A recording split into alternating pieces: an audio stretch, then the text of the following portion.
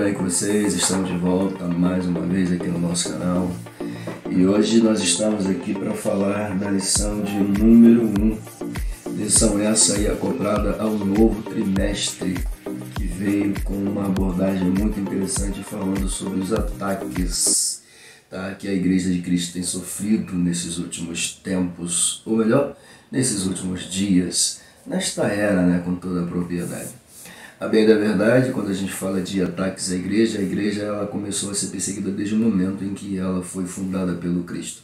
A gente vê com toda a propriedade dentro do livro de Atos dos Apóstolos o início, os primórdios dessa igreja, onde a mesma passou por um fogo acirrado de perseguições. Tanto é que no capítulo de número 4 do livro de Atos a gente percebe o povo, né, escondido dentro de suas casas, mas orando, pedindo para que o fervor, a graça e a unção do Espírito Santo não fosse retirada deles. Pelo contrário, eles pediam um revestimento para continuarem fazendo a vontade do Senhor. Então percebe-se com toda a evidência que a igreja começou a ser perseguida desde o momento que ela se tornou literalmente um obstáculo ao pecado, uma barreira literalmente aos desígnios e vontades do maligno acoplado aos seres humanos com toda a evidência. Lembrando que o principal inimigo da igreja com toda a propriedade é o próprio cão, né? Pois é, esse é o principal. Até porque sua maior intenção, desde o princípio, onde Deus revela o seu desejo, a sua vontade, em trazer de dentro da humanidade uma semente que iria pisar a sua cabeça. A partir desse momento, o inimigo tentou de todas as maneiras impedir que isso acontecesse, mas aconteceu. E quando Cristo vem com toda a propriedade, passando por todas as privações e provações e situações que lhe foram acometidos, Cristo venceu de forma clássica, linda e extraordinária, como só Ele mostra para a gente através desse exemplo.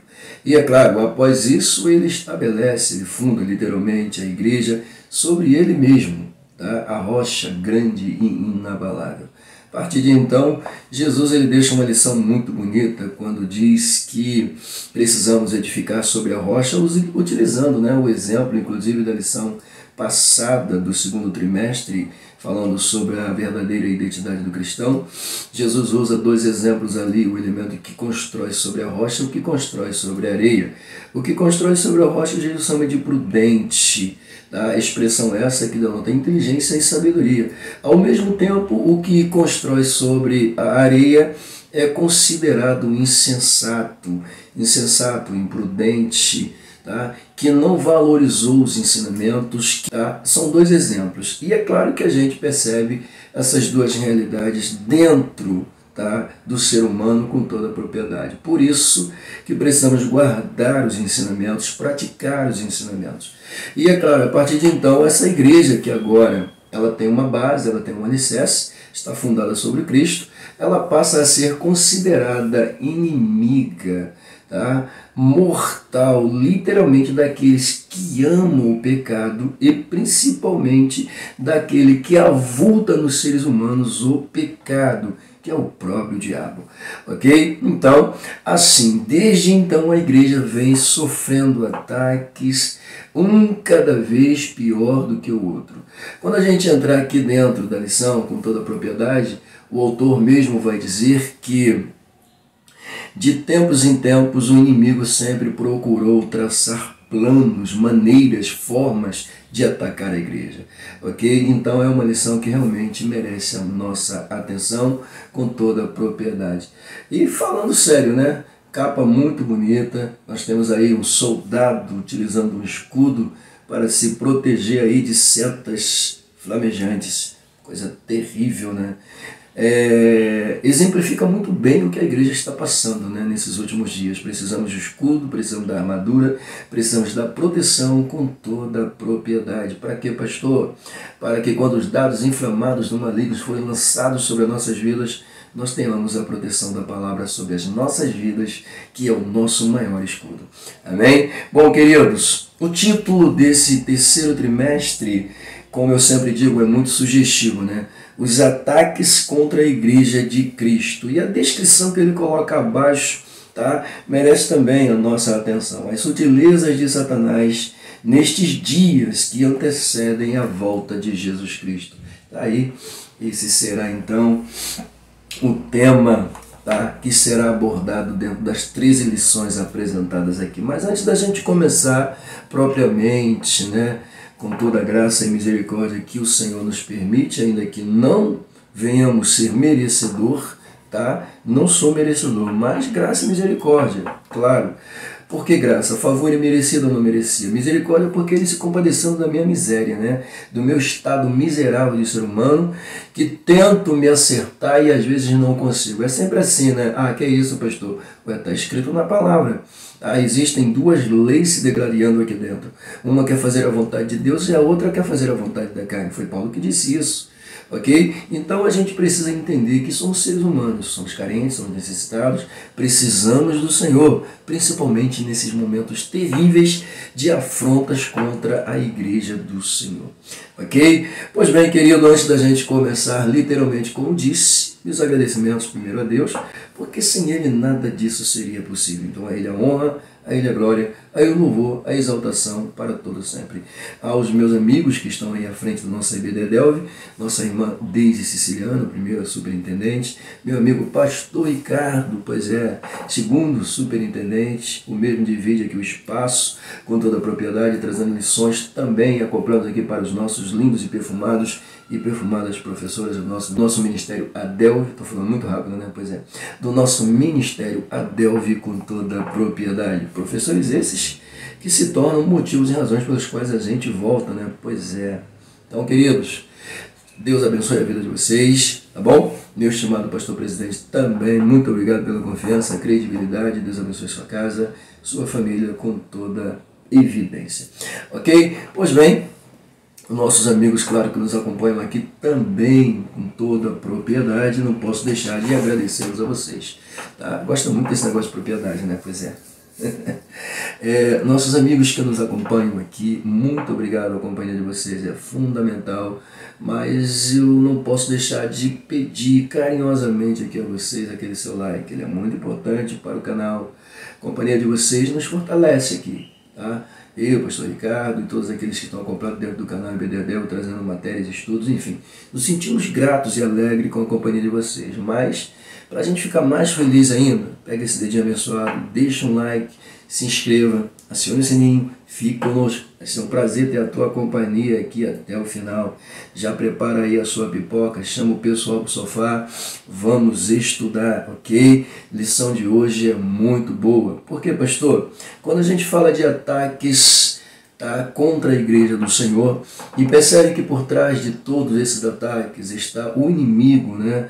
O inimigo número 1 da igreja, que é o próprio cão, com toda a propriedade. Então, assim, estamos literalmente dentro de não só um ataque, mas de uma batalha espiritual, ok? Uma batalha espiritual que começa com intenções aleivosas do inimigo, incitando pessoas que se tornam lacaios, tá? E escravos das suas intenções contra o povo de Deus. Pois é, batalha espiritual. Falou? Pois bem, então vamos para a nossa lição. Lição de número 1 traz-nos um título bastante sugestivo, como eu sempre digo, tá? As sutilezas de Satanás contra a igreja de Cristo. Tá? Olha só, o nosso textuário aqui também ele é muito importante, muito bonito. Tá? Muito bonito. Lendo esse texto aqui, praticamente não precisava nem mais de leitura bíblica em classe, para te falar. O versículo é top de linha. Veja bem.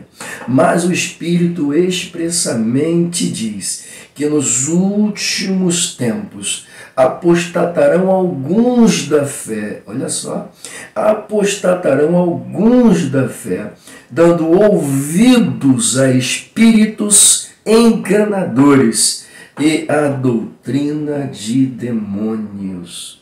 Pois é. Que isso, pastor? O negócio é sério. A doutrina de demônios, pois é. Há ensinamentos incitados, provocados, trazidos, tá, por demônios. Isso é muito sério. Espíritos enganadores, tá? Cauterizando mente de pessoas. tornando-as escravas, literalmente, de liberdades que não fazem o menor sentido em relação à pureza da Bíblia. Liberdades pessoais, né? Liberdades de interesses, liberdades de sentimentos corrosivos que querem lançar sobre a nossa sociedade, sobre a família e sobre a igreja. O negócio é sério, são ataques, são sorrateiros, são silenciosos, são sutis. Eles vão vindo, eles vão entrando, eles vão se apropriando do ambiente. E quando você percebe, é tarde demais. Cuidado, cuidado. O inimigo é esperto. Bobo é quem pensa que ele é bobo. Ele é esperto. Ok? Pois bem, nossa verdade prática diz o seguinte: de forma sutil, como já disse, e sorrateira, o diabo, tá? O enganador, o caluniador, desfere ataques à igreja, lança ataques contra a igreja, provoca ataques contra a igreja. É preciso que cada crente saia ao combate. Olha o que diz o autor. É preciso, eu digo, é necessário, é urgente que os crentes se despertem. Para quê, pastor? Para sair ao combate. Mas é um combate corpo a corpo? Não! A gente não vai para o combate corpo a corpo, mano a mano. Não, a gente não vai. Então como é que eu vou para esse combate? O autor está dizendo aqui, utilizando as armas espirituais dadas por Deus. Que coisa! Que armas espirituais são essas, pastor? Aqui na lição, com muita propriedade, o autor destaca duas delas. A primeira, a própria palavra de Deus. A segunda, a oração. Ok? Mas a Bíblia declara que as nossas armas, elas são espirituais e elas são poderosas em Deus para fazer muito mais do que o que você imagina. Ok? Então, queridos, precisamos entrar nesse combate orando, observando a palavra, não perdendo o foco, olhando para o céu, olhando para Deus, direção do alto, guiado, levado, conduzido com toda propriedade pelo Espírito do Senhor. Amém? Bom, queridos, então saindo aí da nossa verdade prática, a gente entra dentro da nossa leitura diária. Eu vou fazer o seguinte com vocês, eu vou ler apenas as descrições, ok? Vou deixar os versículos aí por conta de vocês. Vamos lá? O primeiro deles, Deus adverte pessoas e grupo. É bem verdade que quando Deus separa o povo judeu, hebreu, israelitas, né, para serem seu povo particular, Deus nunca deixou de avisá-los, Deus nunca deixou de falar com eles sobre os acontecimentos e principalmente sobre a sua vontade. Deus sempre falou com eles, através de Moisés, através da lei, através dos líderes espirituais. Deus sempre falou com o seu povo. Deus sempre avisou o seu povo. Chegou o tempo também que Deus passou a utilizar-se de canais. Esses canais agora passaram a serem chamados de profetas. Expressiva essa, oriunda do hebraico nabir, que representa ou significa literalmente o elemento que falava, né? Como se Deus estivesse falando. O vidente de Deus, aquele que tinha contato sobrenatural diretamente com o Pai e trazia a vontade. Então chegou esse tempo. Mas o tempo de Deus trabalhar com os profetas de forma bem acirrada vai dar-se durante o período da monarquia. Não que não existisse profeta antes. Existem os chamados profetas antigos, dos quais o próprio Moisés é considerado um, Josué também é considerado, até mesmo Miriam foi considerada profetisa desse período antigo. Tá? Mas o período propício onde esses profetas ganham evidências, literalmente, é durante o período da monarquia, principalmente no período do reino dividido.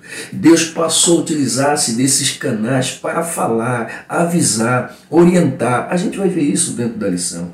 Ok? Bom, a próxima, a apostasia dos últimos tempos. Observe, essa expressão aqui, último tempo, ou últimos tempos, a gente vai ver dentro da lição, vai fazer uma referência aos tempos atuais, aos dias de hoje, tá? A era da igreja com toda a propriedade.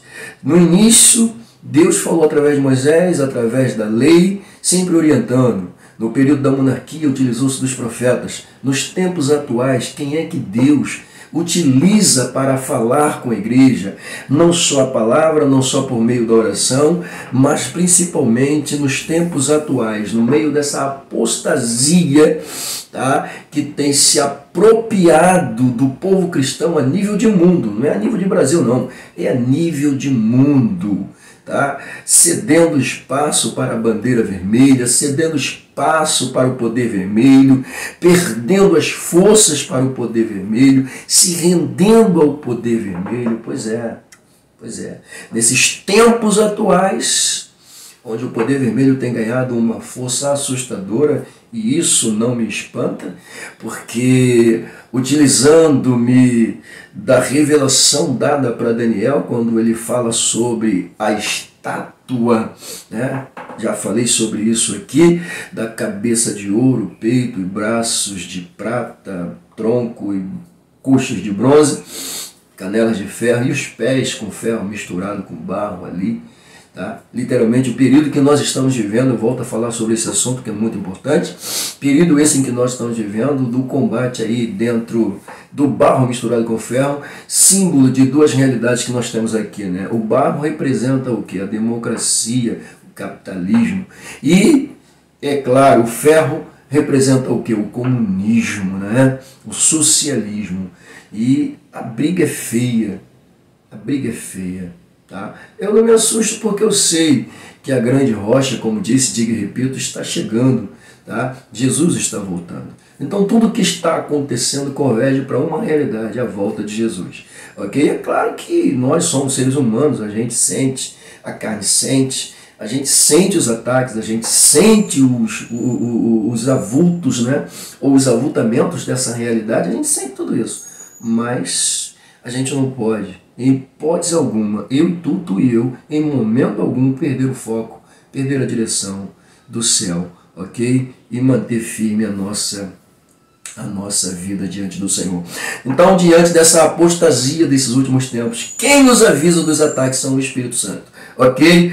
O ataque, ele ocorre em duas esferas, diz o autor aqui. Na esfera espiritual e social. O inimigo sabe que atacando a esfera espiritual, a moral já era.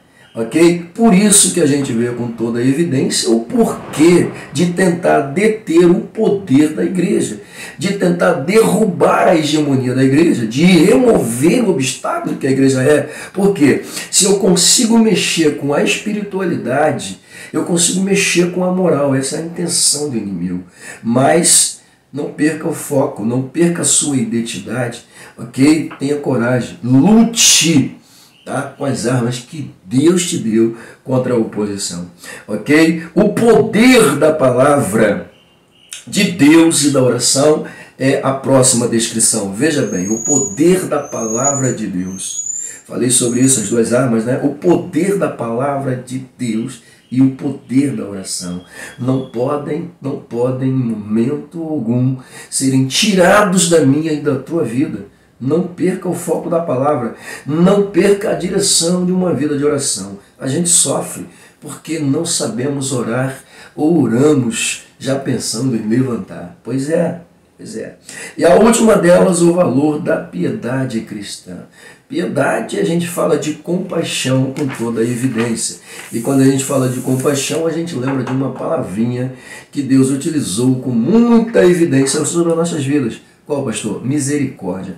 Não éramos dignos da compaixão de Deus, mas Ele passou a ter, teve piedade de nós. Nos alcançou, nos colocou aqui, tá? E nos colocou aqui para sermos agentes, literalmente, contra o avultamento do maldito pecado que quer acabar com a nossa vida.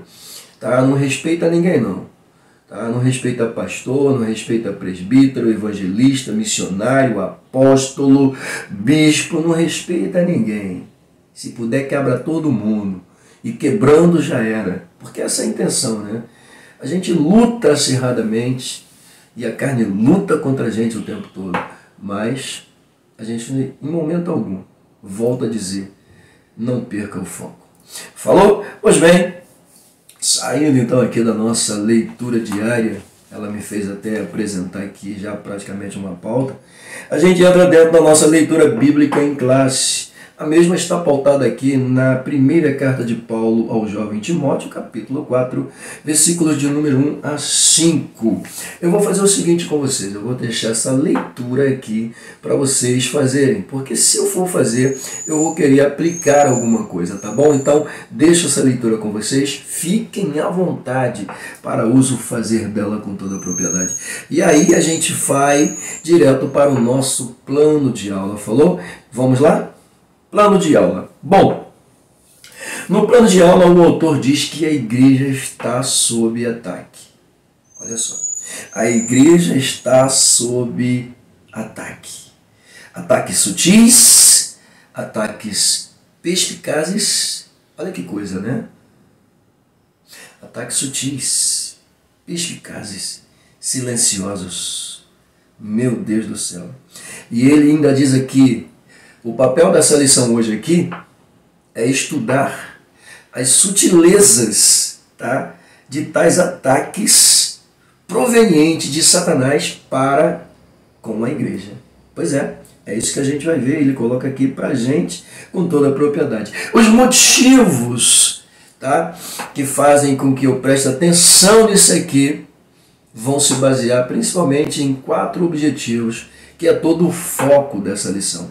O primeiro deles, mostrar que a igreja está sob ataque de Satanás. Olha só, a igreja está sofrendo um ataque. Para aqueles que pensam assim, pastor, da onde que está vindo que eu não estou vendo? Mas que ataque é esse? Por que eu não estou vendo nada? Sabe por que você não está vendo? Sabe por que você não está prestando atenção? Porque você não está ligado. É simples assim. Você leva uma vida lavonteira. Você está ligado com as coisas naturais da vida, normais. Para você está tudo bom, para você está tudo ótimo. Mas quem tem vida com Deus sabe que a igreja está sofrendo um ataque. Quem tem vida espiritual com Deus sabe que a igreja está sendo atacada, sim. Porque o Espírito Santo não te deixa enganado. Nós vemos aqui na leitura diária que Deus utilizou-se desde o primeiro tempo, desde o primeiro momento que escolheu Israel como seu povo, tá, a notificá-lo. No tempo da monarquia, continuou notificando-os. Nos dias atuais, somos notificados pela oração, pela palavra e principalmente pela ação do Espírito Santo. Então, se você tem vida com Deus, se você tem vida íntima com o Espírito Santo, ele não te deixa enganado. E ele vai dizer, nós, com toda a propriedade, eu e tu e eu, estamos passando por uma batalha espiritual que afeta não só a área espiritual, mas que afeta também o físico, porque essa é a intenção. Eu atingindo a parte espiritual, eu atingo a tua moral e atinjo a parte física também. Eu te desmotivo, tá? Te deixo sem força para lutar, porque essa é a intenção do inimigo, né? Pois é. Pois bem, o segundo, descrever a natureza do ataque. Descrever a natureza do ataque. 3. Elencar as esferas. Olha só. Elencar, evidenciar, mostrar de forma avultada as esferas do ataque. E 4. Pontuar os instrumentos de proteção da igreja. Quais são os instrumentos de proteção da igreja? Eu já até falei aqui de 2, né? Está aqui escrito. A palavra e a oração. Esses 2 aqui são fundamentais. Por quê, pastor? Voltando à lição da identidade, pois é, essa lição foi muito boa, né? Foi ótima. Jesus ele deixa claro que a oração é fundamental. Tá? E a palavra é essencial. Sabe por que às vezes a gente erra? Por não conhecer as Escrituras e nem o poder de Deus. É aqui que muita gente se perde dentro da sua identidade. Sabe por quê? Porque acha que conhece, mas não conhece. Porque acha que sabe, mas não sabe. É aqui que a gente vê lutas inopinadas daqueles que estão hoje se dizendo que não estão na igreja, tá? Por causa disso, por causa daquilo outro, coloca a culpa todo mundo, e na verdade o culpado sempre foi ele, que nunca esteve literalmente na igreja. Eu acho engraçado essas pessoas que se desviam, vão para o mundo, tá? E começam a falar mal da igreja. Vai falar mal da tua vida, rapaz. Porque a igreja é nada. A igreja é soberana. A igreja é o foco de Deus na terra. Tudo bem que ela é composta por pessoas falhas, fracas, mas qual é o sistema dentro do mundo que possui 100% de pessoas perfeitas? Pois é. Se fôssemos já literalmente perfeitos, nem estaríamos mais aqui. A igreja, ela é uma instituição transformadora de caráter, de vida. O seu papel é para moldar caráter, moldar pessoas, melhorá-las, condicioná-las a viverem melhor e ter uma intimidade com Deus, ter um contato com Deus, respeitar as coisas que provêm do alto, que provêm de Deus. Mas, infelizmente, não, porque Deus é amor, Deus não está nem aí, Deus não se preocupa com isso não. Claro que Deus se preocupa sim. Deus se preocupa com aqueles que fazem a sua vontade. Tá? A Bíblia diz que Deus cerca aqueles que são seus. A Bíblia diz que Deus, ele é uma torre forte para aqueles que são seus. A Bíblia diz com toda a propriedade que Deus, ele é escudo e broquel para aqueles que são seus. E ele ainda disponibiliza anjos para guardarem os que são seus. Então, querido, Deus se preocupa com o seu povo. Se você não tem compromisso com ele, tudo bem. Você pode falar o que você quiser, você pode até dizer que ele não existe. Tu acha que ele está preocupado com você dizer que ele não existe? Não, querido. Você dizendo, Deus não existe, é um produto da imaginação humana, sabe o que ele pensa de você? Você é um pobre, coitado, espiritualmente pobre, miserável. Não é nada. Sabe o que nós somos para Deus? A Bíblia diz que nós somos para Deus como o pó da balança, como o pó pesado sobre a balança. Somos como pó em uma balança. Pegue um punhado de pó, coloque numa balança. Pois é assim que Deus nos vê. Pó, poeira, fragmentos pequenos, diminutos, nada somos. Ah, pelo amor de Deus. O que somos para Deus? Ele acaba com tudo se quiser. Ah, Deus é fruto da imaginação humana. Deus não existe. A ciência disse que Deus não existe. Ai, meu Deus. Argumentos cientistas dizem que até onde a ciência vai não consegue alcançar porque não há mais limite, ela chama isso de Deus. Alguém disse dentro de uma escola de cientistas renomados que, para eu acreditar na teoria da evolução, por acaso, por ironia do destino, um macaco nasceu com alma. Porque até hoje os macacos estão aí com a gente, não evoluem, estão do mesmo jeito. Ah não, porque nós somos frutos de uma explosão há 5 bilhões de anos no centro do universo. Boom! Big Bang. Coisa linda, né? O Big Bang. Pois é. Aí eu pergunto, do nada, assim de repente, pum, explodiu tudo. E aí tudo começou a convergir, formar o planeta Terra, formar tudo assim do nada, de repente. Então esse nada foi o responsável pela explosão, certo? Mas engraçado, como é que o nada consegue explodir sozinho assim? Se ele não é nada.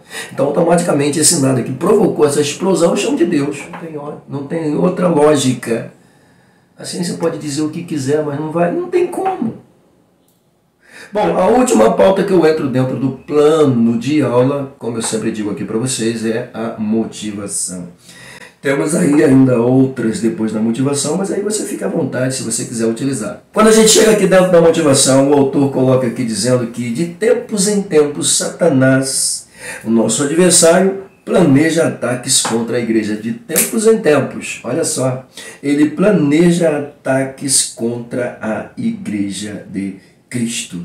Nesses últimos dias, diz ele, seus ataques, olha só, não são claros. Nesses últimos dias, seus ataques não são claros. Se revelam sutis, perspicazes e sedutores.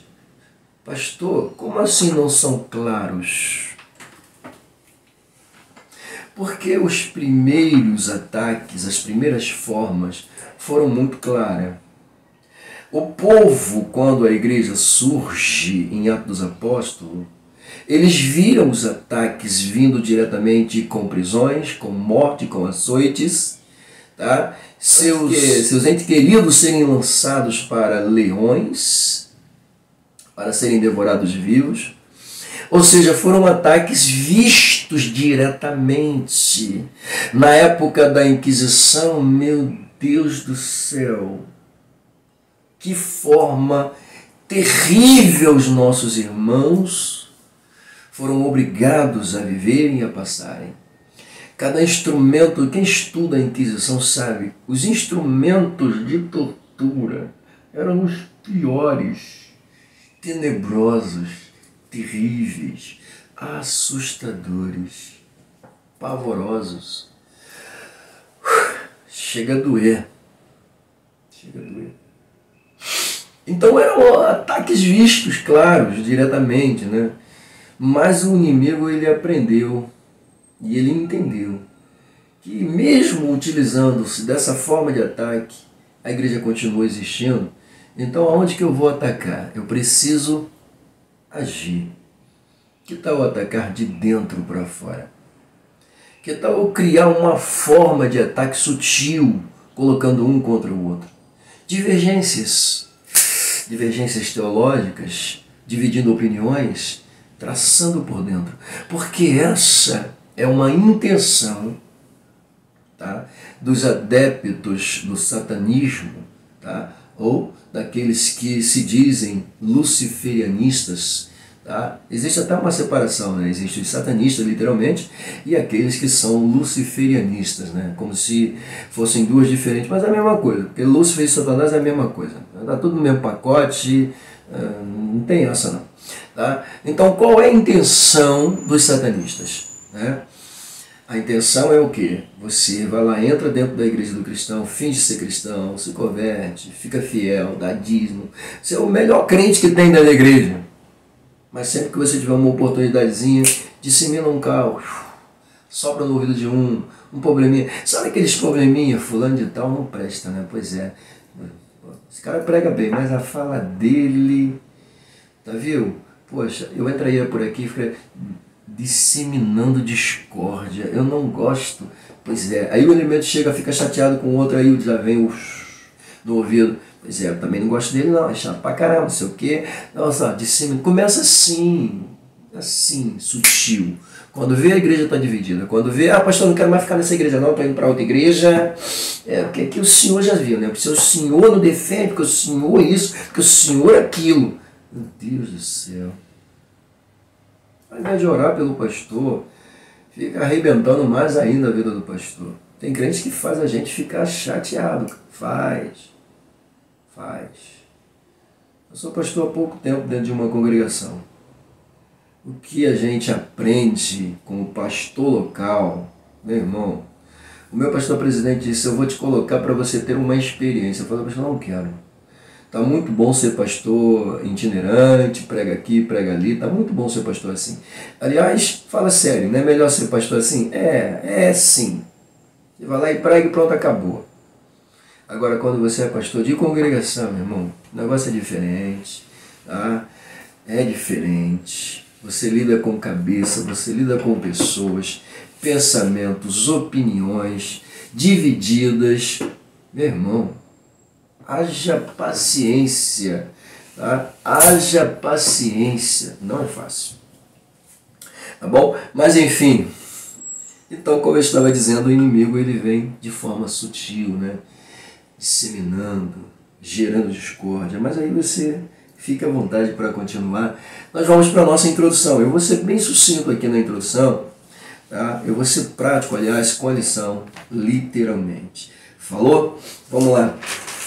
Quando a gente chega aqui dentro da introdução da lição, o autor ele diz que nesse trimestre nós iremos estudar a respeito dos diversos ataques contra a igreja, ou a verdadeira igreja. Tá? Ele continua dizendo, isso acontece porque Satanás sempre se opôs ao povo de Deus. Tá? Tanto na antiga aliança, quanto na nova aliança. Foi bom ele fazer essa citação aqui, tanto na antiga, né? Por quê? Quando a promessa feita de que da semente da mulher nasceria um que pisaria a cabeça da serpente, a partir desse momento, o inimigo colocou a barbinha de molho e começou a criar diversas situações, momentos, para dividir o próprio povo. A idolatria entrava, o povo se avultava, os profetas tiveram problemas sérios com esse povo. Tá? Enfim, foram momentos tensos. Mas qual era a intenção?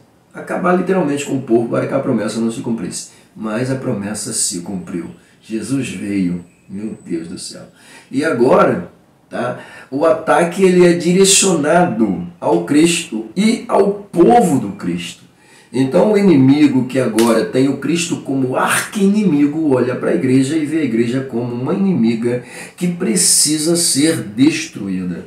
Ok? Mas é aqui, debaixo desse fogo acirrado de perseguições, de ataques, sejam claros ou sutis, que a promessa feita por Jesus ganha evidência. Qual foi a promessa, pastor? As portas do inferno não prevalecerão contra a igreja do Deus vivo. Pega a visão, crente, pelo amor de Deus. Isso é lindo demais. Pois bem, de forma sutil, ele tem tentado entrar dentro da igreja. E aqui na introdução, resumindo o assunto, deixando mais sucinto, nós colocamos assim: a lição vai abordar ataques contra a igreja. Entenda, tais ataques sempre ocorreram. Como já disse, o autor até coloca aqui, desde a antiguidade, do antigo pacto à nova aliança, tais ataques sempre ocorreram.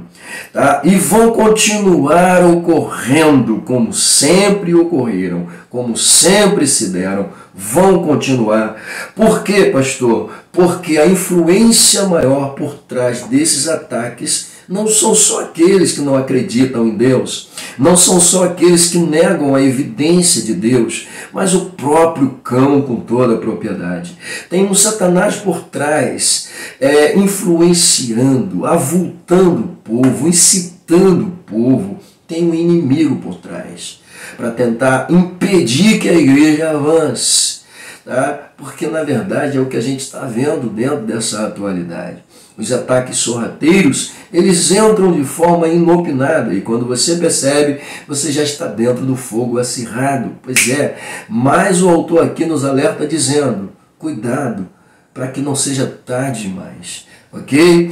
É sorrateiramente, é destruindo a inocência, é acabando com a sanidade das pessoas que ele vai conseguindo afetar a moral, a ética e a espiritualidade. Isso é tenso, isso é sério, ok? O adversário, ao se colocar como inimigo de Deus, veja bem, o adversário ao se colocar como inimigo de Deus, isso aqui me faz pensar, tá? Eu ainda estou dentro da introdução, isso aqui me faz ver e pensar sobre a questão de Ezequiel 28 e Isaías 14. Como assim? Satanás ele coloca no seu coração a intenção de subir acima das estrelas, colocar um trono e ser semelhante ao Altíssimo, ou se assentar no trono do Altíssimo e ser semelhante a Deus. Ou seja, isso aqui é um golpe, né? Ele está tentando dar um golpe de Estado. Pela multiplicação dos seus comércios, ele arrebata praticamente um terço da corte angelical, tá? Que acreditava que o seu plano ia dar certo. Mas, tá? Esse cisma que ele consegue levar para dentro, tá, do reino angelical, o tornou literalmente um opositor a Deus. Tá? E, claro, se tornando opositor a Deus, ele se tornou inimigo por ele mesmo, do próprio Deus, do próprio Cristo. E, é claro, do povo que abraçou o Cristo, que é a igreja. Do povo que foi escolhido por Deus, Israel, e do povo que foi separado pelo Cristo para compor a igreja. Somos inimigos dele, declarado, querendo ou não. Pois é. Sabe por quê? Porque o nosso papel não é fazer aliança com os seus coluios, nem com as suas vontades. Por isso somos inimigos declarados dele e daqueles que são seus lacaios, inclusive dos próprios demônios também. Pois bem, ele teve essa intenção, ele pensou que ia se dar bem, mas não deu. Sem condições de um combate ou de um embate frente a frente com Deus, porque não dá para ele, nunca vai dar, ele é criatura, tá? E até mesmo Deus não vai se prestar a isso. Em hipótese alguma, Deus jamais vai se prestar a lutar contra uma criatura, não há necessidade disso. Para isso ele usa o próprio homem quando se trata do homem, ele usa anjo quando se trata de anjo. Vai lá e resolve essa parada aí. É assim, ok? Então, sem condições de um embate com o Criador, o inimigo lança-se contra a nova criação, os seres humanos, com ira, com raiva, com revolta, com indignação, a fim de destruir a nova feição, imagem e semelhança de Deus, que são os seres humanos. Que coisa, pelo amor de Deus. Desde então, ele se tornou inimigo da criação e tenta de todas as formas destruí-la. Então, com clareza de fatos, eu entendo, tá, que os ataques do inimigo contra a fé cristã, literalmente contra o povo de Deus, é obra em primeira mão, que nós estamos vendo aí acontecendo de forma sutis, tá? Silenciosas e sedutoras, perspicazes, como nós estamos vendo em primeira mão, é obra em primeira mão dessa criatura, ok? Pois é. E aí a gente fecha a introdução e entra dentro do primeiro tópico da nossa lição. Vamos lá. A igreja sob ataque. 3 pontos de abordagem. O primeiro aqui, a sutileza do ataque. Gente, a sutileza do ataque. O autor começa a sua pauta dizendo: um fato de fácil constatação é que a oposição sistematizada, olha só, a oposição sistematizada às verdades, a oposição arquitetada, né, organizadas contra a igreja, meu Deus do céu, ou contra as verdades do Cristo, ou cristãs, como diz o autor, tá? Elas cresceram nos últimos anos ou nas últimas décadas, diz o autor, em escala exponencial. Que isso, pastor? Pois é. De tantos os ataques claros que ele mostrou não deu resultado, ele agora parte para uma área mais sutil, silenciosa, onde muita gente não está percebendo, onde muita gente não está vendo nada. Como é que ele ataca hoje em dia? Ele ataca através da mídia, ele ataca a ideia, através das ideias, das ideologias, a mudança de comportamento. Não existe isso, cara. Você nasceu com a roupagem, com o corpo de homem, mas você não é homem. Que história é essa? Que baboseira é essa? A gente precisa ler mais, né? Não é possível, né, gente? Não, o engraçado é que tem gente que aceitam isso. Você vê o quão as pessoas são fracas, né? Se deixam levar por qualquer besteirinha. Pelo amor de Deus. Conversa para boi dormir. Vamos lá. Deixa eu continuar aqui, tornando a pauta um pouco mais sucinta. A verdade dessa pauta.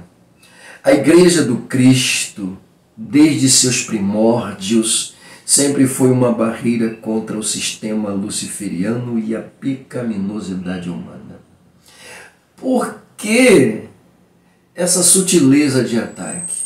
O autor aqui, com toda a propriedade, me dá uma base para dizer que desde os primórdios, já disse, diga e repito, que desde os primórdios, desde os primeiros dias da igreja, tá, com toda a propriedade, a igreja se opondo ao pecado, se opondo a tudo que era contrário ao cristianismo, ela se torna uma barreira. Nós colocamos aqui A Igreja do Cristo, desde seus primórdios, sempre foi uma barreira contra o sistema luciferiano e a pecaminosidade humana. Por quê? A Bíblia diz com toda a propriedade que os homens amaram mais as trevas do que a luz. Pois é, essa expressão amar mais as trevas do que a luz significa que a luz incomoda eles. Porque o que fazem na escuridão, porque o que fazem nas trevas não precisa ser visto, notado por ninguém. Está tudo certo. Aquilo que se faz por debaixo do pano ou dos panos, tá? Isso aqui é uma linguagem metafórica, mas o que se faz por debaixo dos panos ninguém precisa saber. O que se faz na penumbra ninguém precisa ver. O que se faz nas trevas não é da tua conta, é problema nosso. Os homens amaram mais as trevas do que a luz. A barreira é formada por luz. Luz revela, luz mostra, luz diz aonde está o problema. Então, precisamos apagar essa luz. Meu Deus! Essa realidade passou a ser vista, senhoras e senhores, pelos amantes do pecado como... Olha só, essa realidade que acabei de citar passou a ser vista pelos amantes do pecado, pelos adoradores do cão, como um obstáculo que precisava ser removido. Meu Deus do céu! Uma barreira que precisa ser derrubada. Um obstáculo que precisa ser removido. Como que eu faço isso? Eu tentei uma abordagem direta.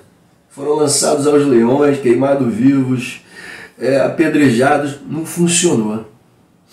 Eu coloquei uma abordagem direta através da Inquisição, que aquele que negasse seria poupado. Passaria por um período de penitência, mas seria poupado. E ainda teria que andar com uma roupagem de vergonha, mostrando ao povo, que foi um protestante e que agora não era mais, mas precisava continuar mostrando ao povo. Que coisa que, pelo amor de Deus. Eu fiz essas abordagens, não funcionaram.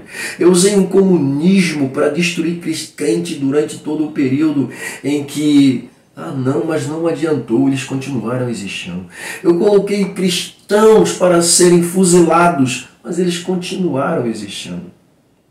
Ou seja, eu tentei todos os ataques, mas eu preciso ser esperto, sutil. Eu preciso de algo que venha acabar com eles por dentro. Fica ligado, crente. É por isso que nós hoje temos o Espírito Santo atuando dentro de nós, com toda a propriedade. Jesus ele declarou com toda a evidência que aquele que tem o seu mandamento e o guarda, esse ama ele. E esse que ama ele e guarda seus mandamentos, Deus virá a ele, juntamente com o Cristo, e se fará nele morada. Foi uma declaração de Jesus. O Espírito Santo, literalmente, ele busca habitar um corpo que é o seu, como habitação, como morada. Por isso, só somos enganados se perdermos o direito de deixar que o Espírito Santo habite em nós. Se não quisermos que ele habite em nós. Se preferirmos andar segundo as vicissitudes da carne, se decidirmos andarmos segundo os desejos da carne, não querer nenhum compromisso com a verdade, com a palavra, com Deus. Da forma que eu estou vendo, tá bom, eu continuo te amando, Jesus, tu é excepcional, a minha fé está em ti, mas eu continuo levando a minha vida do jeito que está. Mas o Jesus é fenomenal, Jesus é extraordinário, Jesus é amor, Jesus não se mistura com ninguém. Jesus é lindo demais, mas eu continuo levando a minha vida. Eu te amo, Jesus, mas eu continuo levando a minha vida pecaminosa. Aí naquele dia do julgamento, volto a falar da lição passada, lembrando dela não tem jeito. Aí naquele dia, no dia do julgamento final, mas Senhor, em teu nome fiz tantas coisas boas. Mas Senhor, tu viu que eu propaguei o teu nome. Eu estava lá, mas eu estava falando do Senhor. Poxa, Jesus, Ah, o Senhor viu, eu estava lá no meio deles, mas eu concordando com eles, mas eu estava falando do Senhor, eu estava lá no meio deles falando do Senhor. Foi uma forma que eu achei de entrar no meio deles para falar do Senhor. Pois é, aí Jesus vai dizer, eu nunca vos conheci. Apartai-vos de mim, que eu não vos conheço. Vós que praticais a iniquidade, ou melhor, vocês que praticaram, ou vocês que praticam a iniquidade. Isso para hoje, né? Porque naquele dia ele vai dizer entre vocês que praticaram a iniquidade. Mas hoje a gente diz para vocês que continuam praticando a iniquidade e dizendo que está tudo certo, está tudo centrado, está tudo na moral, está dentro dos conformes, está nada, está nada. Naquele dia, Jesus vai bater o martelo. E não vai ser para inocentar não, tá bom? Então aproveita para se arrepender hoje, aproveita para pedir misericórdia agora, aproveita para solicitar os serviços do advogado Jesus agora, porque quando ele vir como juiz, não dá mais tempo. Falou? Pois é. Meu Deus do céu, como é que a coisa vai, né? Aí puxa daqui, puxa de lá. Meu Deus do céu. Bom, a igreja precisava ser removida na intenção desses elementos. A declaração de que as portas, pega isso aqui, do inferno não prevaleceria contra ela, tornou-se uma defesa inquebrável para esses dois oponentes. Quem, pastor? O próprio Satanás, tá? E os adeptos do Satanás.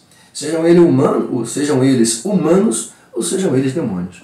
Então, quando Jesus declara com toda a propriedade, tá, que as portas do inferno não prevaleceria contra a igreja do Senhor, Jesus está deixando claro, vão tentar fazer de tudo para destruí-la. Mesmo assim, para a gente começar a caminhar para o final dessa pauta, mesmo assim, pega isso aqui, incansavelmente, eles, o próprio cão e os filhos das trevas, investem pesadamente contra a igreja, lutam acirradamente contra a igreja. Sabe que é uma batalha que eles não vão vencer, mas eles acreditam que vão vencer e continuam lutando.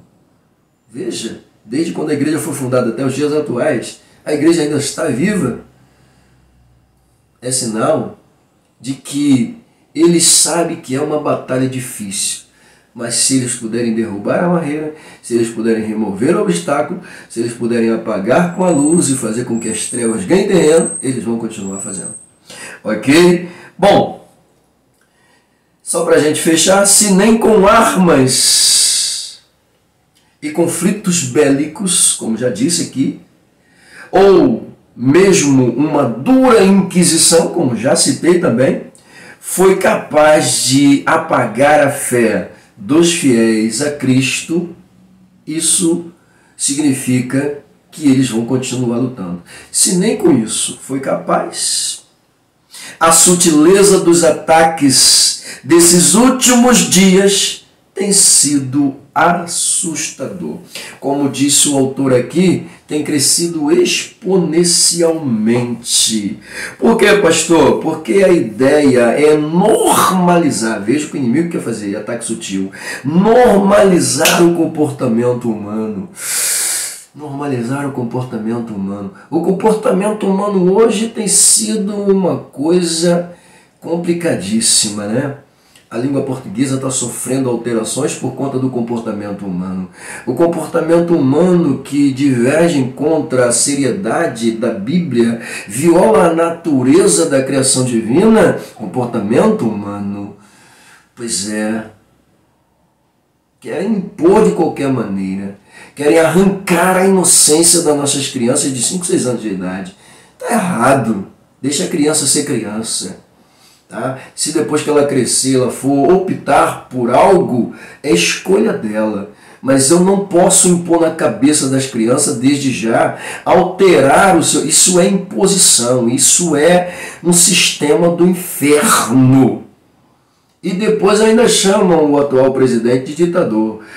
Ditador é esse que quer ditar regras na vida das crianças desde cedo.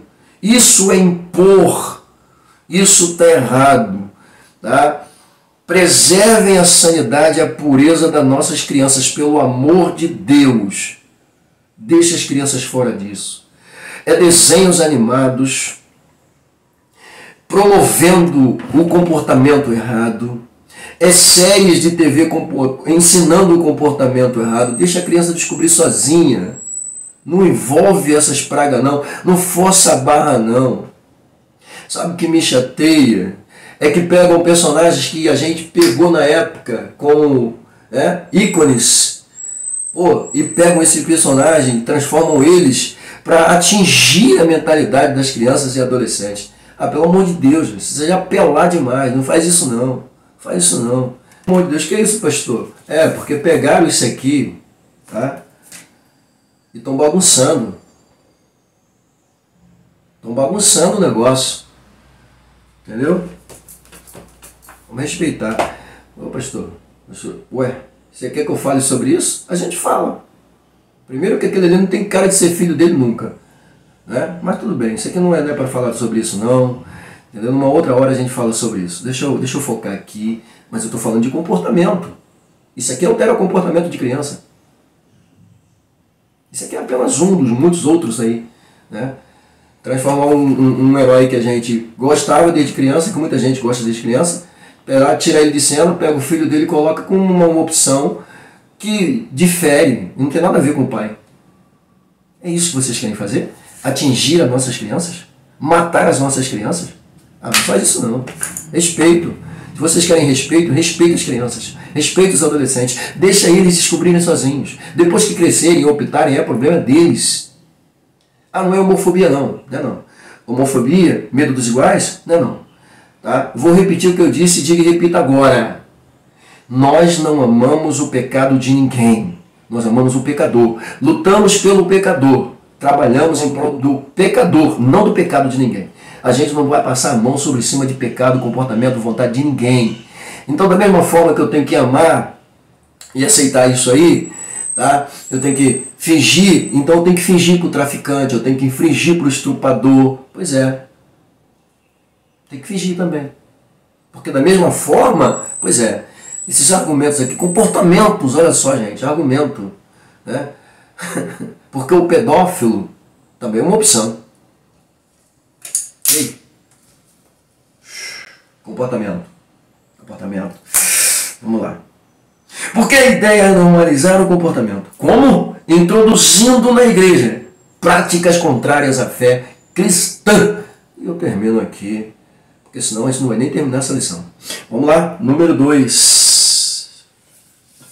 O alerta para o povo de Deus. O autor começa a sua pauta dizendo: um fato fácil de observação nas Escrituras é que Deus sempre manteve seu povo alerta. No Antigo Testamento, por exemplo, nada acontecia com o povo de Deus sem que fosse avisado. Os alertas e advertências sempre vinham. Isso pode ser visto tanto em relação a pessoas quanto a grupos. A pauta tá boa, né? Ele vai dizer que durante a monarquia Deus vai usar os profetas. Eu já falei sobre isso aqui, né? No Antigo Pacto, Deus sempre procurou avisar o seu povo. Tá? Durante o período da monarquia, ele vai utilizar esses 2 profetas com toda a propriedade. Amém? Mas vamos lá. Deus nunca deixou seu povo sem alerta. Nunca. Nada acontecia ao povo sem aviso. Moral? O alerta de Deus sempre via. E sempre virá. O autor ainda diz que nos tempos da monarquia, está escrito aqui, eu já falei, mas a gente volta a falar de forma mais sucinta. Os profetas foram os elementos usados para advertir, alertá-los, avisá-los. Meu Deus do céu. Ele fala sobre a expressão grega retos, cujo significado é literalmente claramente. Olha que coisa linda, né? É forte demais, pelo amor de Deus. evidencia que Deus sempre agiu claramente, evidencia que Deus sempre agia e ainda continua agindo como pastor, com claridade, alertando seu povo. Hoje estamos sendo alertados nesses últimos dias pelo Espírito Santo. Ah, Deus! Mais uma tristeza. Ainda tem muitos cristãos, tem muitos crentes dormentes, se deixando levar por essas vias contrárias à fé cristã. Tem, pastor? Tem.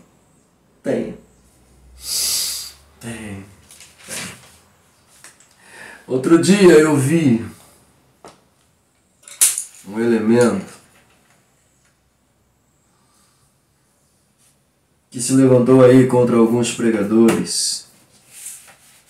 Posso até citar nomes, sem problema nenhum. Se levantou contra pastor Silas Malafaia.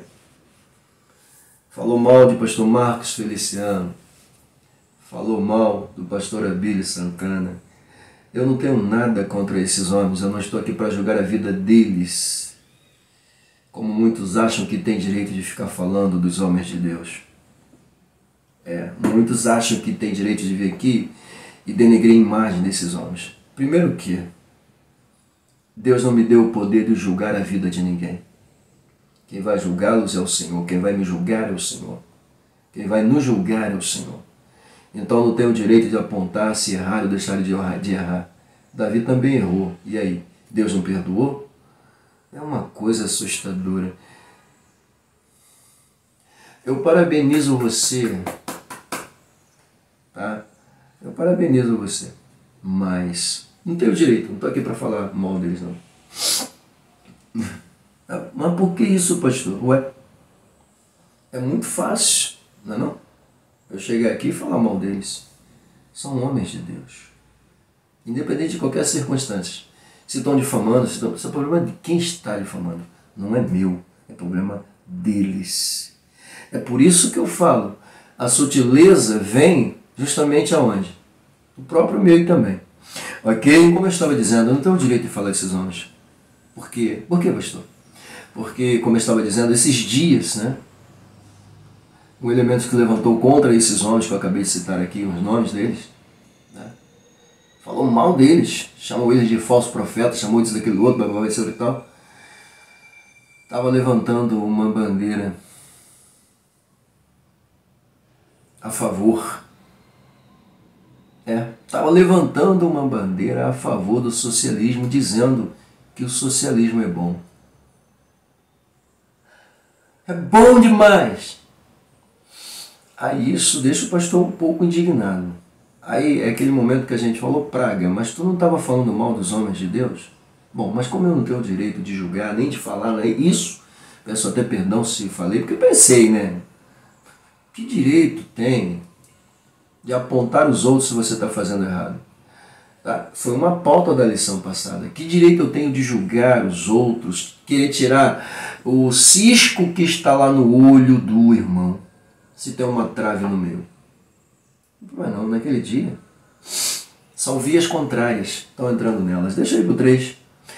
A igreja na reta final. Bom, eu vou ser bem objetivo aqui. A pauta está um pouquinho grande, mas vamos lá. Tanto a minha quanto a do autor, né? Deixa eu ver aqui a do autor. A do autor está bem grandinha também. Mas vamos lá, vamos tentar resumir isso aqui. Bom, a sutileza do ataque é o início da pauta do autor. Ele coloca aqui, a sutileza de Satanás ao atacar a igreja de Cristo é um fato claramente revelado pelo Espírito Santo. Deus preveniu a igreja? Sim. Deus alertou a igreja? Sim. Deus falou para a igreja que isso iria acontecer? Sim. Sim. E quem nos alerta? O Espírito Santo. Quem nos mostra? O Espírito Santo. Quem nos revela? O Espírito Santo. Portanto, diz o autor, não há razão nenhuma para a surpresa. Fica surpreso por causa de quê, querido? Jesus avisou. O Espírito Santo nos alerta o tempo todo. Pois é. Para que se assustar? Só que o autor coloca aqui em evidência a expressão últimos tempos. Vamos falar um pouco sobre isso dentro da pauta para ficar mais sucinto. Vamos lá. A sutileza do ataque não é uma novidade. A sutileza dos ataques não são novidades, ok? O Espírito Santo nos revela ou revela-nos tais ataques. O Cristo mostrou que isso aconteceria. Por meio da palavra de Deus, sabe-se que isto iria acontecer. Então não é surpresa para nós. Pois nestes últimos tempos, expressão essa que significa literalmente a era da igreja, ou que se compreende como a era da igreja, últimos dias, momento em que nós estamos vivendo, acho que já falei sobre isso, se não me engano, ok? Era esta marcada pelos adventos da descida do Espírito Santo, desde Atos até os dias atuais. Aí aqui ele vai falar sobre o comportamento humano, tá? O comportamento humano começou a se mostrar depois desse fato ocorrido com a igreja de Atos. Desde o início nós vimos aqui o autor dizendo que Satanás planejou ataques contra a igreja.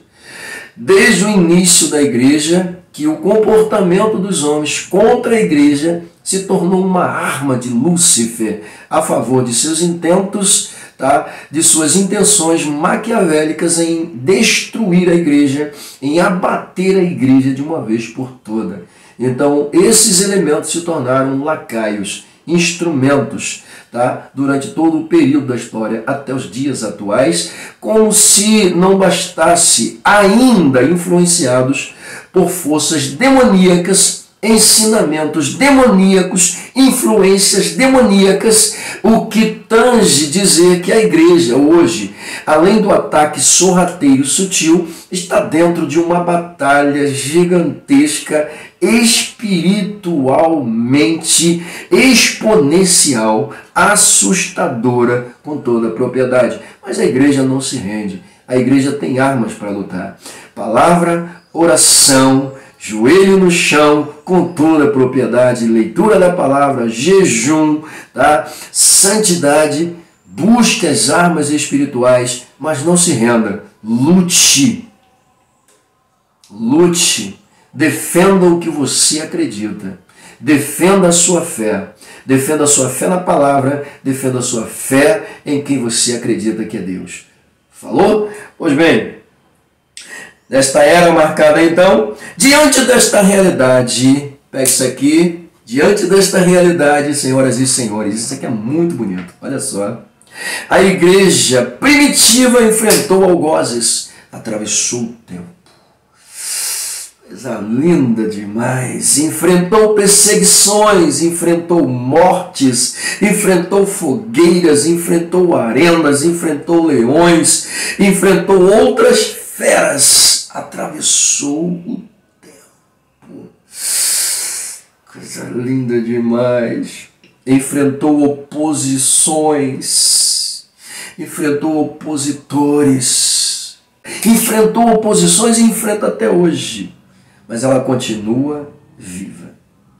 Enfrenta hoje um ataque moral. Enfrenta hoje um ataque ético. Enfrenta hoje um ataque espiritual. Enfrenta hoje ataques de comportamentos levianos que ferem a sanidade, que ferem a pureza, que distorcem a família, que arrebenta valores. Ela enfrenta um ataque moral, ela enfrenta um ataque ético, que quer moldá-la, que quer calá-la diante de aceitações que fogem ou que ferem a hegemonia da natureza humana. Mas fique firme, não se renda.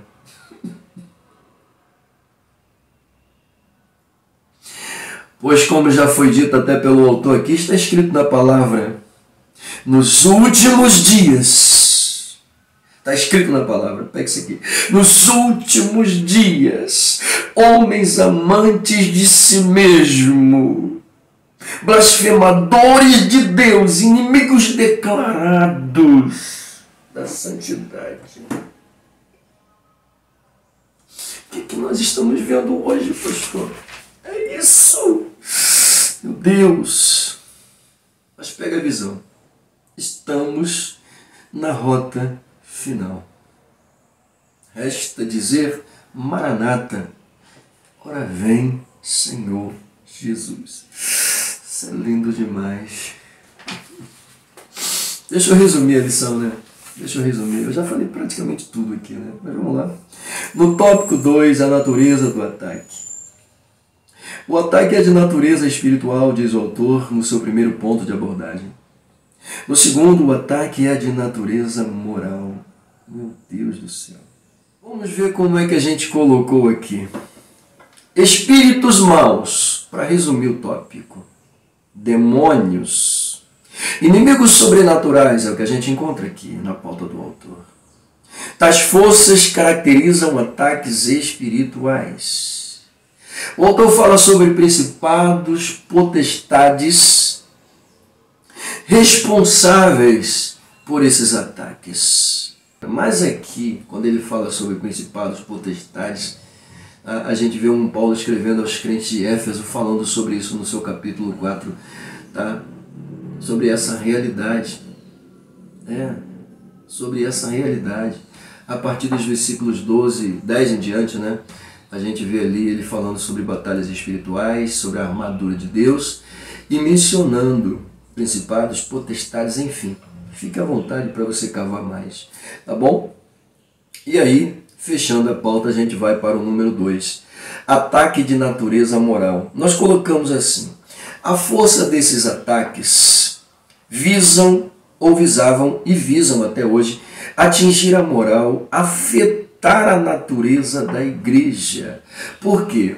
Se eu afeto a natureza da igreja, eu já falei sobre isso, qual é a intenção? Afetar a espiritualidade da igreja. Se eu afeto a espiritualidade, a moral já está resolvida. Ok? Mas o autor fala aqui sobre hipocrisias e mentira. São comportamentos que, se entrarem dentro da igreja, acabam acabando com a hegemonia. E acaba gerando problemas sérios dentro da igreja. Essa é a intenção do inimigo. Se eu conseguir forjar dentro da igreja um caráter de crentes hipócritas e mentirosos, eu consigo acabar com a moral da igreja. E eu consigo manipular a igreja. Meu Deus! Mas entenda, esse tipo de comportamento, para aqueles que têm o Espírito Santo, é detectável. O Espírito Santo revela. Tá? Porque tais comportamentos são antissociais. Tais comportamentos maculam a esfera moral da igreja. Quando você perceber que o comportamento de alguém está maculando a essência da igreja, comece a orar. Porque isso certamente é um ataque do inimigo.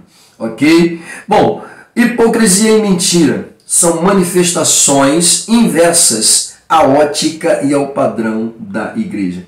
Pastor, estamos vendo isso na atualidade? Estamos vendo isso na atualidade.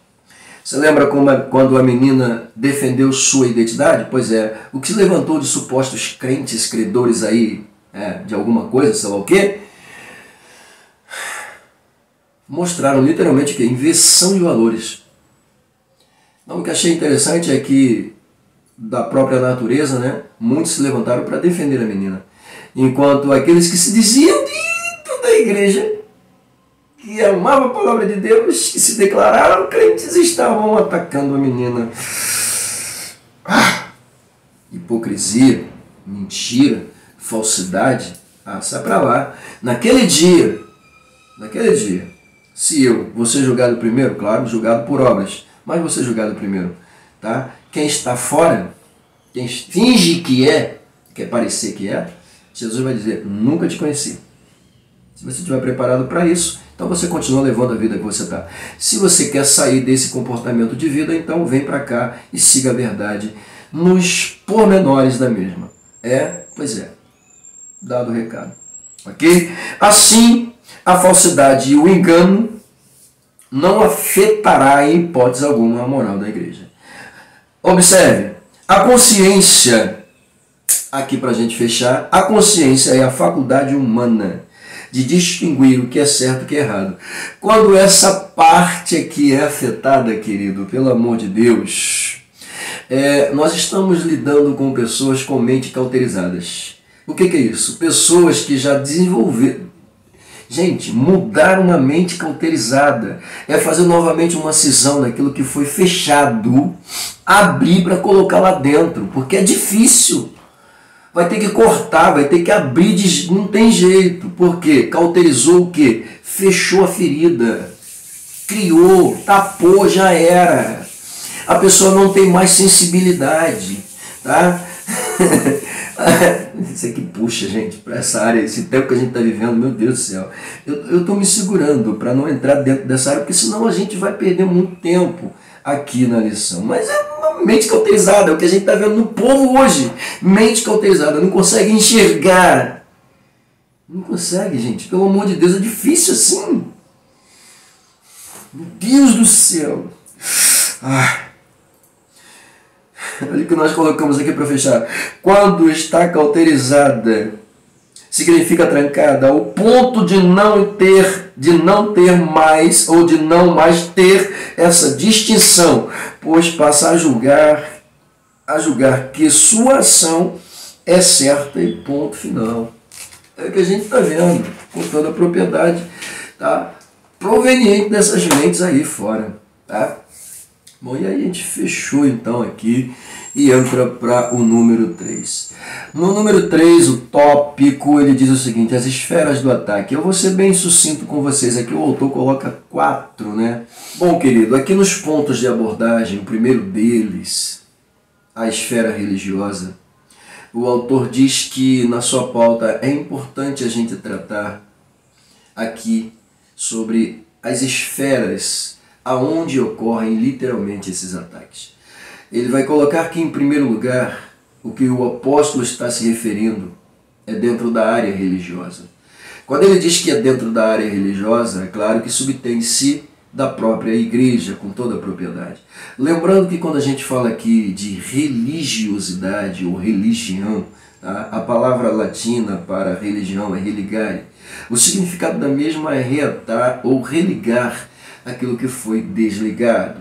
Ou seja, é uma palavra boa, tá? Mas existem muitas religiões adversas. O cristianismo, por mais que a gente queira dizer que não é uma religião, tá? Mas dentre todas as religiões adversas que existem no mundo, o cristianismo é uma religião diferenciada.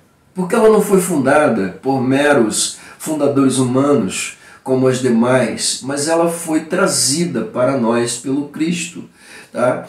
Que é o próprio Filho de Deus e é o próprio Deus com toda a propriedade. É isso aqui que diferencia. No conceito religiosos adversos, seus líderes religiosos morreram e continuam enterrados. No conceito religioso cristão, o líder fundador da nossa religião, que é Cristo, morreu e ressuscitou com toda a propriedade.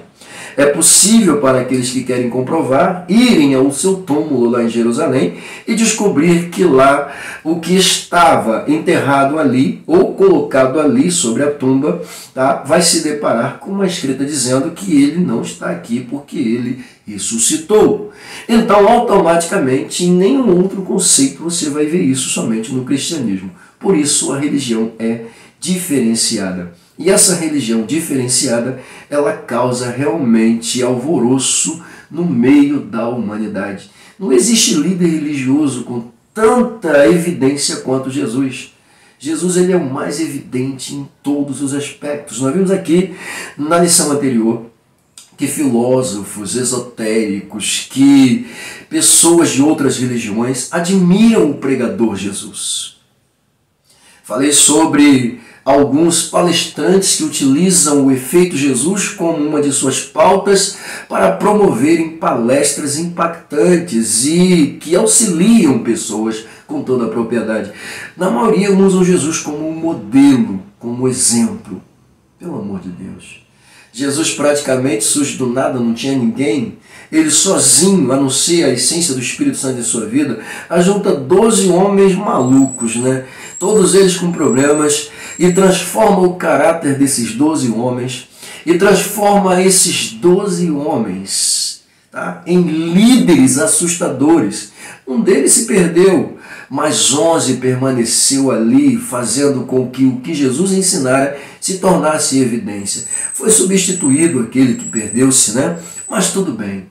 O que importa é que Jesus causou impacto, porque sua intenção era religar o homem novamente a Deus, reatar aquilo que foi desligado dos céus. Amém? Pois bem, então a esfera religiosa, tá, é uma área que o inimigo quer atingir, principalmente no seio da igreja. Falou? Mas aqui fica o alerta do autor. Tá? A gente não precisa dar ouvidos a esses espíritos enganadores. A gente não precisa, não temos em hipótese alguma que dar atenção para eles. Tá bom? Então, queridos, fiquem à vontade e vamos para o 2. Tá? Na esfera social. Bom, a esfera social, o autor coloca aqui outra esfera do ataque de Satanás, é a igreja e a social. Isso pode ser visto na expressão de Paulo, proibindo o casamento. Veja bem, na área religiosa, coloca a igreja no meio. Mas aqui na parte social, o autor traz de volta a igreja para dizer-nos o seguinte, que os ataques de Satanás à igreja é a social. Como assim? Aí ele diz para a gente, proibindo casamentos.